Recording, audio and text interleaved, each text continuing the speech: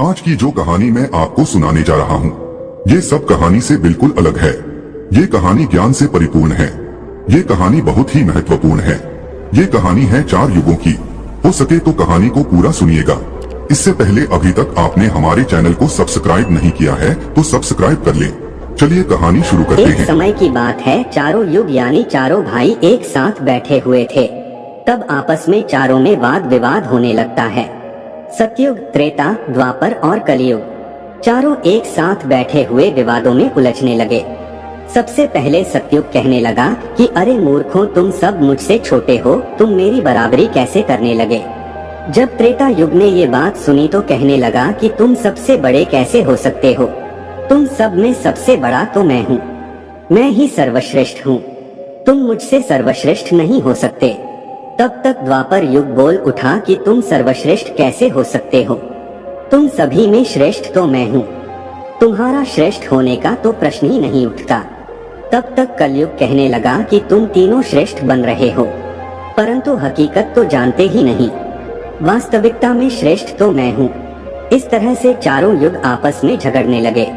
तब चारों युगों ने फैसला किया कि हम आज से आपस में फैसला नहीं कर सकते। तब जाके चारों युगों ने आपस में निर्णय किया कि हम ऐसे फैसला नहीं कर सकते। हम में से कौन बड़ा है, कौन सर्वश्रेष्ठ है, इसका फैसला तो भगवान भोलेनाथ करेंगे। चलिए वहाँ चलते हैं, वही आदि और अनंत हैं। चलिए उन्हीं के पास कैलाश पर चलते हैं, वही हमें बताएंगे कि हम में कौन बड़ा है और कौन छोटा है। इसका निर्णय स्वयं भगवान शंकर करेंगे, इसका निर्णय हम नहीं कर सकते। चारों युगों ने मिलकर योजना बनाई कि चलिए कैलाश पर चलते हैं। चारों युग कैलाश पर्वत चले जाते हैं। जब वह कैलाश पर्वत पर पहुंचते हैं तो द्वारपाल उन्हें रोक लेते हैं। द्वारपाल कहते हैं कि तुम चारों कौन हो और कहां जा रहे हो।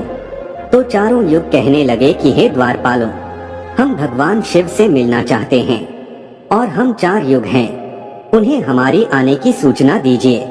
स्वयं नंदीश्वर महाराज भगवान शिव के पास आए और भगवान शिव से कहने लगे, हे प्रभु, हे कैलाशपति, आपसे चारों युग मिलना चाहते हैं।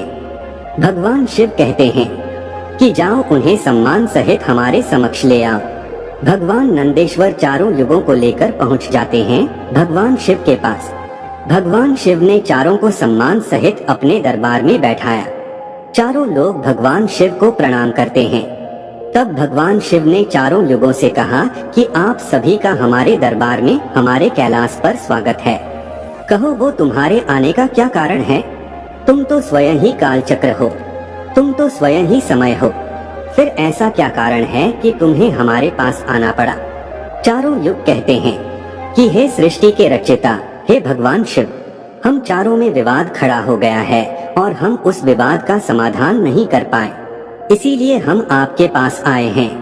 अब हम आपसे निवेदन करते हैं और गुहार करते हैं कि हे भगवान, आप ही हमारा फैसला करें, आप हमारा न्याय करें और हमें बताएं कि हम चारों में सबसे बड़ा कौन है, हम चारों में सर्वश्रेष्ठ कौन है। भगवान शिव कहते हैं कि इसका फैसला तो तब होगा जब आप चारों अपना अपना फैसला सुनाएंगे। तब भगवान शिव सतयुग से कहते हैं कि हे सतयुग, तुम बताओ तुम कैसे बड़े हो। तुम अपने आप को सर्वश्रेष्ठ बताने की कोशिश कर रहे हो, लेकिन वो कैसे, ये मुझे बताओ।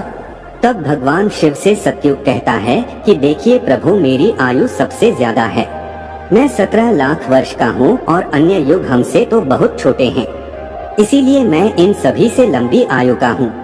तब तक कलयुग बोल उठा, कहने लगा कि हे प्रभु, व्यक्ति कभी आयु से बड़ा नहीं होता, व्यक्ति तो गुणों से बड़ा होता है प्रभु, मैंने तो यही सुना है।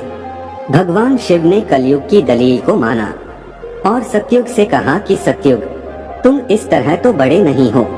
सतयुग कहने लगा कि हे प्रभु, मेरे युग में जो व्यक्ति हुए वो बड़े ही बलवान हुए, बड़े ही पराक्रमी हुए, वे पृथ्वी को उठा ले जाएं।